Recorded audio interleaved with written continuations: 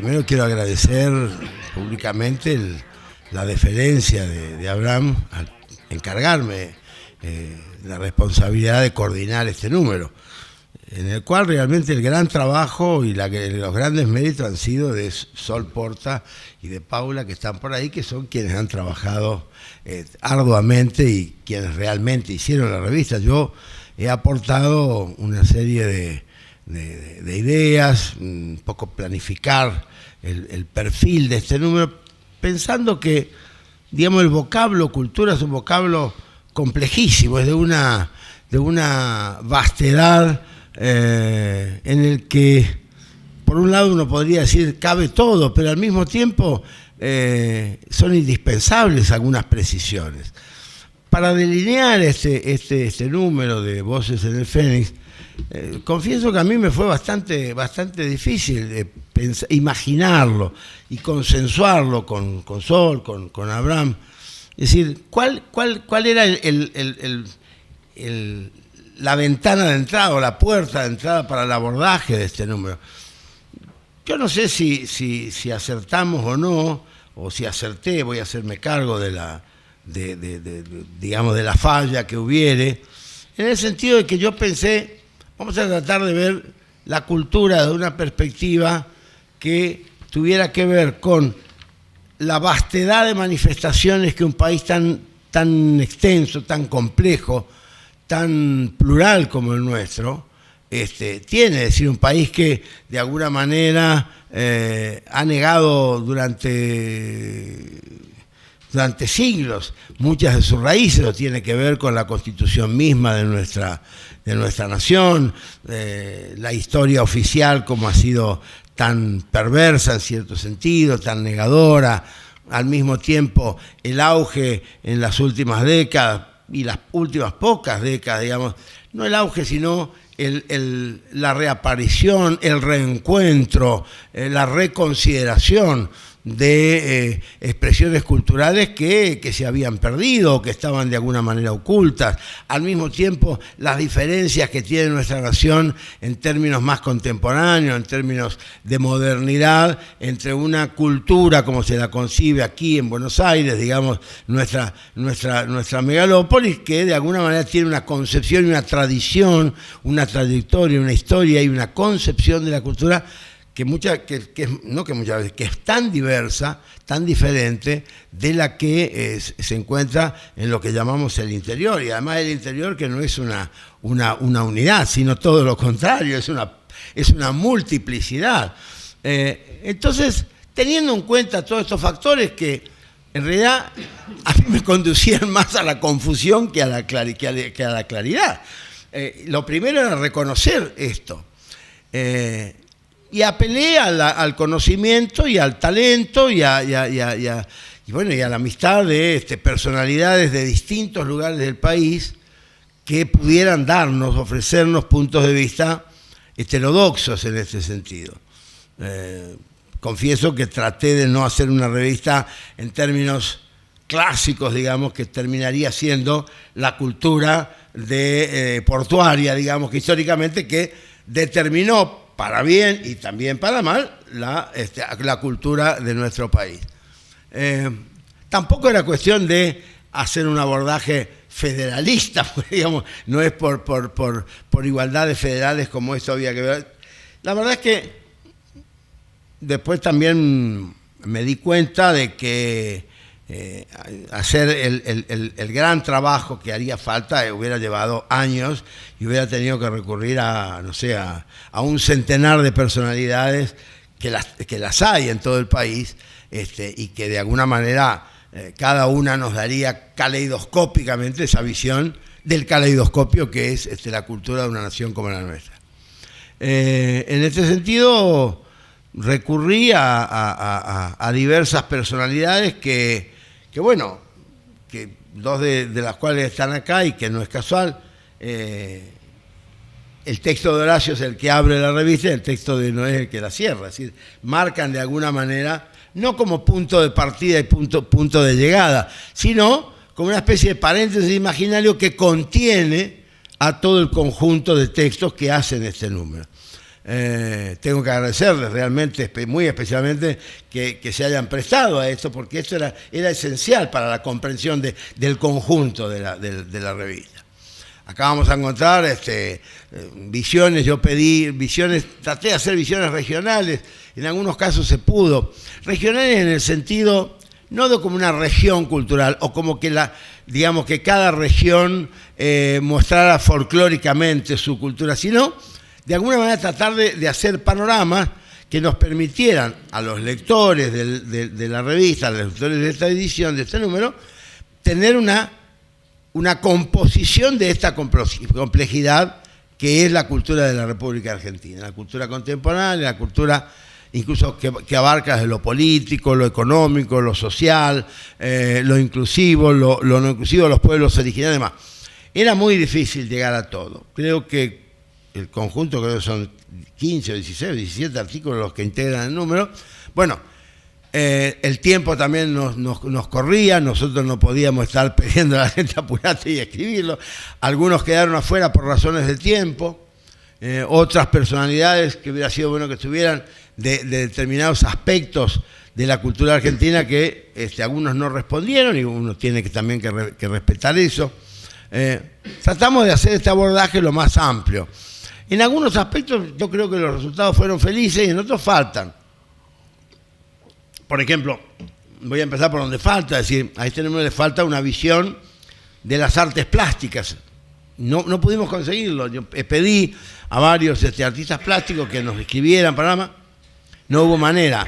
Sin embargo, en materia musical, en materia de música, como gran expresión popular cultural, tenemos dos artículos que me parece que son estupendos, ¿no? Estupendos, realmente, uno de Luis Borda, otro de Walter Bordón, muy interesante, y además hasta musicalmente Borda y Bordón me da como un juego, además involuntario totalmente, pero muy interesante la visión que dan del papel de la música popular argentina, en la Argentina y afuera, que es lo que hace Luis. En el caso que Luis Borda es un compositor muy reconocido, en Alemania es una de las grandes figuras hoy de la música alemana. Argentina en Alemania, quiero decir. En otros casos, como puede ser, por ejemplo, el caso de Córdoba, donde hay un movimiento cultural quizá uno de los más potentes, junto, diría yo, con el rosarino, ¿no? Por ejemplo, por lo menos tradicionalmente, como movimientos culturales autónomos. Autónomos quiero decir foráneos vistos desde Buenos Aires, pero al mismo tiempo profundamente argentinos. De Córdoba tenemos, creo que hay una visión muy interesante que dan Jorge Felipa, que da Graciela Vialet, y también desde el punto de vista de las comunicaciones, un artículo para mí extraordinario de Mónica Ambor, que es una académica de la Universidad Nacional de Córdoba, que se especializó, es una de las madres, digamos, de lo que fue la ley de servicios audiovisuales. Fue una de las autoras de los famosos 21 puntos que originaron, digamos, después del debate para la llamada ley de medios. En otros casos, con otras regiones, tuvimos, no digo menos suerte, pero claro, la misma vastedad. Por ejemplo, cómo mostrar la cultura patagónica. Era muy complejo y la verdad es que yo he descubierto acá que muchos de mis amigos de distintas regiones, de distintas provincias, de esa vastedad que es la Patagonia, a los que les pedí, bueno, fueron remisos, o tendrán sus dificultades, que también hay que comprenderlo, ¿no? Caso que tenemos un artículo de un intelectual de Comodoro Rivadavia, Daniel Alonso, que es un periodista y escritor bastante reconocido allá en su región, que claro, nos da un panorama que no deja de ser, digamos, comodorense, por decir. Pero bueno, le pedí que hiciera una visión. Quiero decir con esto que la revista tiene ciertos hallazgos y tiene carencias que son casi inevitables. Respecto de lo que tiene que ver con el noreste argentino, que es donde yo vivo, creo que ahí conseguimos algunos artículos muy valiosos. Hay uno de Francisco Tete Romero, que es un artículo estupendo realmente, que tiene una recuperación de la multiculturalidad que se da en la región noreste de Argentina. Él tiene un trabajo muy valioso en este sentido, y bueno, y en este número aparece.